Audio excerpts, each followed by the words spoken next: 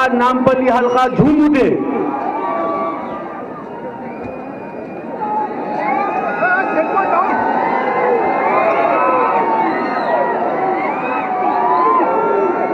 राहुल जी, आप सब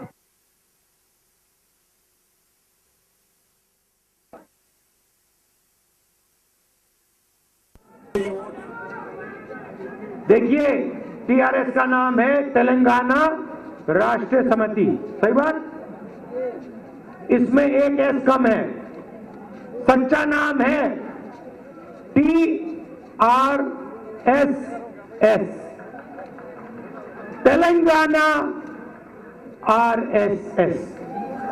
ये पीछे से भाई और बहनों, चाहे वो MIM हो चाहे वो TRS हो, नेशनल लेवल पे इन दोनों का एक ही काम है, ये दोनों के दोनों नरेंद्र मोदी जी बीजेपी और आरएसएस की मदद करते हैं। हम जानते हैं और हम समझते हैं कि इस देश को आरएसएस से और बीजेपी से खतरा है।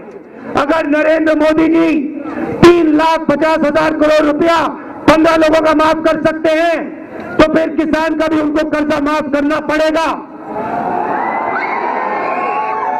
और अगर नरेंद्र मोदी नहीं करेंगे तो जैसे ही तेलंगाना में कांग्रेस पार्टी की सरकार आएगी तो कांग्रेस पार्टी की सरकार किसानों का कर्जा माफ करके दिखा देगी।